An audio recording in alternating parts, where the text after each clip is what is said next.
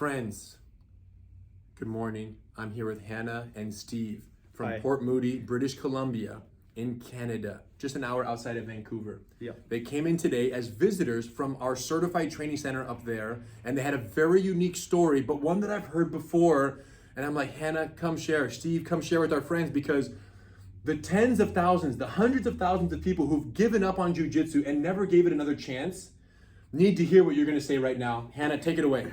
Okay, so I swore I would never do Jiu-Jitsu again.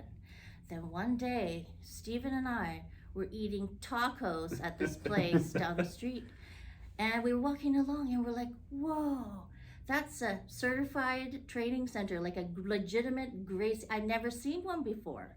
And I was curious, so I was like, and I looked on and I saw this poster. It was like, women empowered. And I was like, I always wanted to learn more. See, Steven and I, a long time ago, not totally long ago, we met at a jiu-jitsu school, a sports jiu-jitsu school, very famous chain.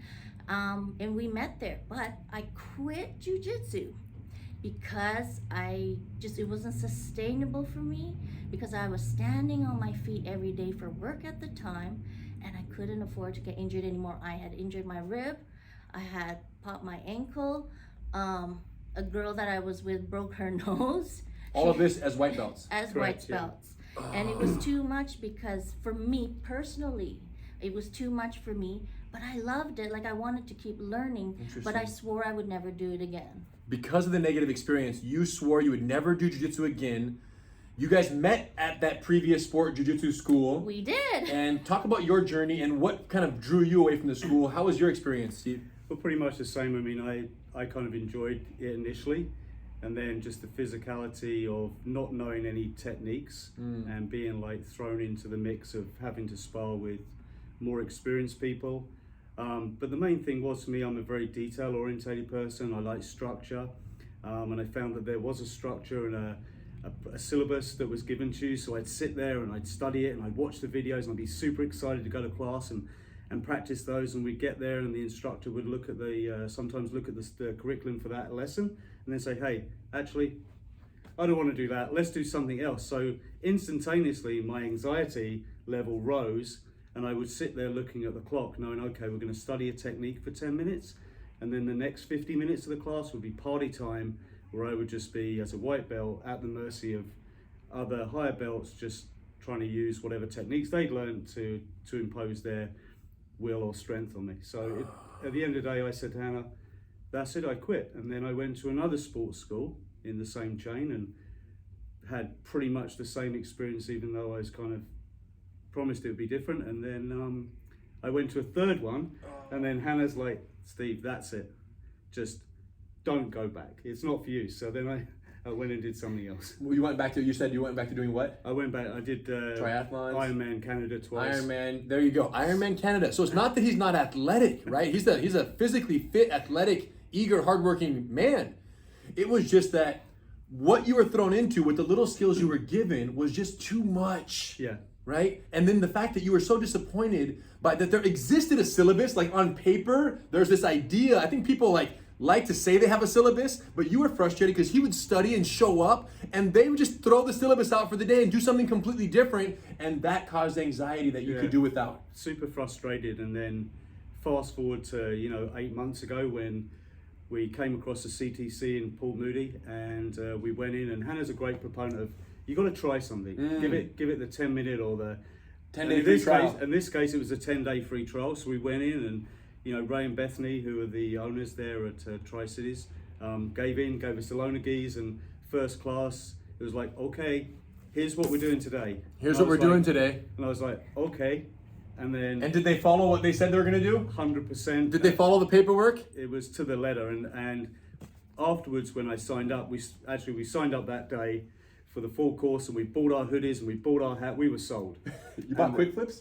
Yeah. Oh my gosh, you guys, they got in there all the way. So we got quick flips, we got everything, we bought our gis, and we were all in, because we knew from that instant, oh my gosh. and the gym is just amazing. The amount of investment that they've put into the gym, it's like going to a spa. Wow, Ray and Bethany. And Ray was like, okay, we got the access to the videos, and you watch the video, you turn up for the lesson, and exactly what you guys are showing, move for move, detail for detail.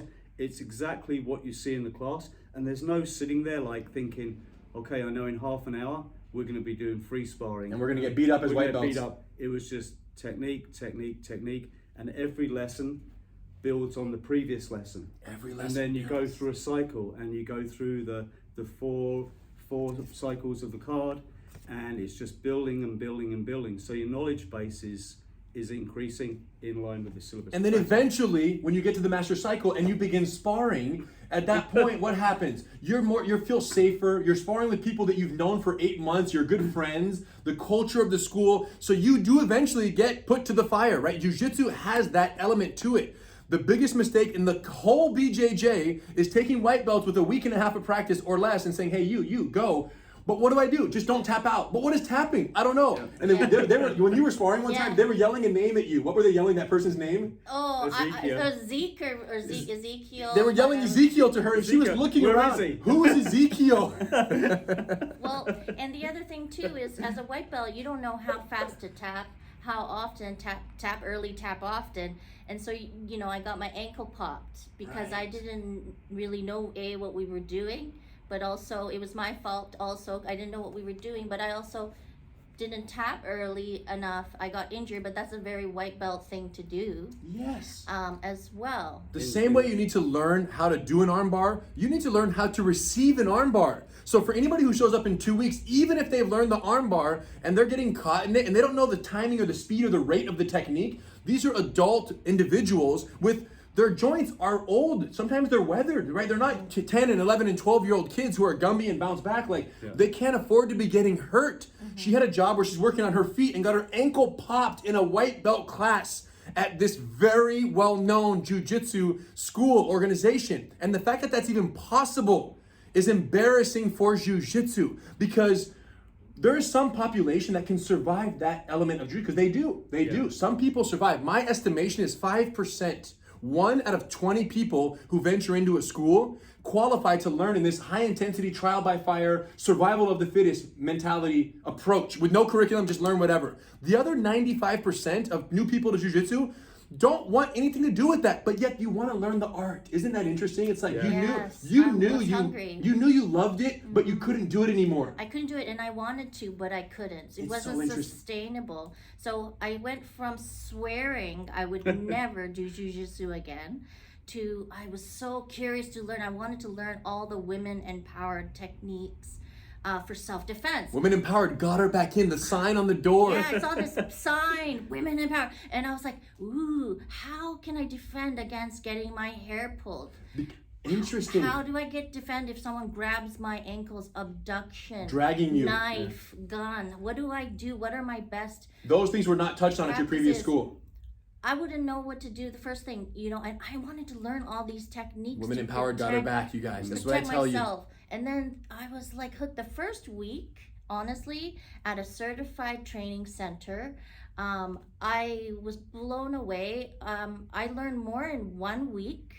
Thank you, Coach Ray and Bethany, at Tri-Cities Gracie Jiu-Jitsu than I did in under 2 years at the other sports school in 1 week. There you go. And then I got hungry and I wanted to do combatives. So Women Empowered got her back in because she saw something that she knew existed in jiu-jitsu. And then at Loving Women Empowered, you said, well, he was doing combatives, right? And that was kind of his thing. And then you eventually were like, I want to try one of those. She tried Gracie combatives, and now she violated her swear. I know. I swore I would never do jiu-jitsu again. Yeah. And I said to Steve, I'm doing self-defense only. We're just doing the ladies class. And then I started helping with the kids, and then eventually I'm like, okay, let's do combatives. And now I'm actually working at the school 2 days a week. Wow, I wasn't going to do it. She swore she would never touch jiu-jitsu again, and now she's working, helping empower others. And listen, I said, you guys have to make a video because so many people have experienced this. And every time I have a chance to talk to people who've fallen out, but then have been reintroduced successfully, and like literally now you can see yourself training for the next 20 years, right? This is something that you don't have to stop anymore. You can do forever if it's done safely and it's done with people that share that collaboration spirit. So You guys are going to be just fine. We're so happy to have you as part of the family. You couldn't be in better hands than what you are with Ray and Bethany. If you're up there in British Columbia, we have Mark, North Vancouver, another great CTC over there, and we're opening more all the time. And listen, everyone else out there who's teaching BJJ, you're only keeping 5% if you're doing it the way that they're talking about. Come talk to us. Go to GracieInstructor.com. Learn the teaching methodologies. Learn the business administration. Learn how to run a jiu-jitsu business in a way that makes jiu-jitsu accessible to the people, the 95% who should be learning and who need jiu-jitsu, but won't do it if it's taught the conventional BJJ. You know, we got to be so tough. Everyone has to kill each other on their first class way. You're not going to grow a successful business, and you're not going to impact the community in a way that you could.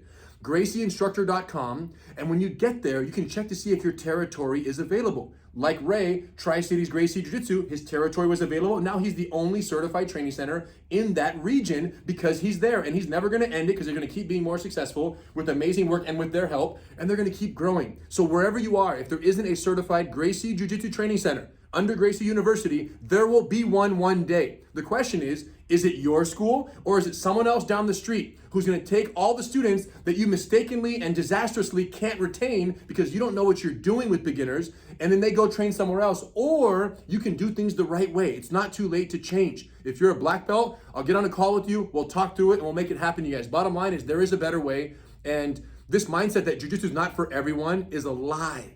How do I know? Because the Grand Master made it clear to us, jiu-jitsu is for everyone. He was the old, the weak, the unathletic, who was benefiting from jiu-jitsu. So to say, no, it's an elite sport that only the tough guys and girls can do, you're wrong. The truth is, it is for everyone, 100%. And if you're only catering to 5%, then we got to open up shop, and we have to service the rest of the community because they deserve jiu-jitsu too. All right? So we're going to make it happen. Thank you guys. Amazing. Thank you. All the other students out there, if you've given up on jiu-jitsu, go to gracieschools.com. Okay, that's a link that we have directly to all of our certified training center, and you can find a school near you. GracieInstructor.com for anyone who currently has a school or who wants to teach jiu-jitsu one day, like Ray and Bethany. Yo, they're not even black belts, but they're changing lives in the community, right? Yep. That's all we need. All right, you guys. Thank you guys. Amazing work, Ray. See you guys. Peace.